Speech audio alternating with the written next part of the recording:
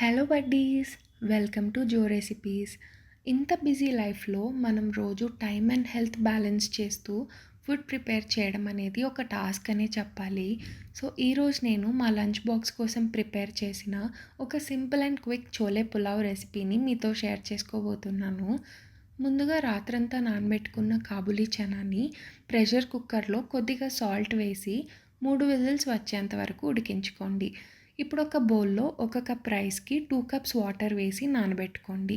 నా దగ్గర ఆ రోజు క్యారెట్ మాత్రమే ఉంది. సో నేను ఆనియన్, క్యారెట్ అండ్ చిల్లీస్ మాత్రమే తీసుకున్నాను. మీరు బీన్స్ అండ్ టొమాటో కూడా యాడ్ చేసుకోవచ్చు. ఇప్పుడు ప్రెషర్ కుక్కర్‌లో కొంచెం నెయ్యి వేసుకుంటున్నా. ఇది మీరు ఆయిల్‌తో కూడా చేసుకోవచ్చండి. హీట్ అయ్యాక బిర్యానీ ఆకు, ఇలాచీ, లవంగాలు, అనాస పువ్వు వేసి ఫ్రై చేసుకోండి. తర్వాత ఒక సన్నగా తరిగిన ఉల్లిపాయ, పచ్చిమిర్చి, క్యారెట్ ముక్కలు, ఫ్రోజన్ బఠానీ వేసి కలుపుకోండి. ఫ్రోజన్ బఠానీ ఆప్షనల్ అండి, మీరు ఇది స్కిప్ చేయొచ్చు.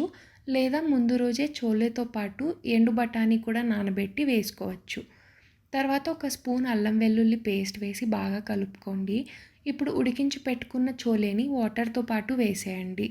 ఫైనల్గా సాల్ట్ అడ్జస్ట్ చేసుకొని నానబెట్టుకున్న బియ్యంని వాటర్తో పాటు వేసేసుకోండి.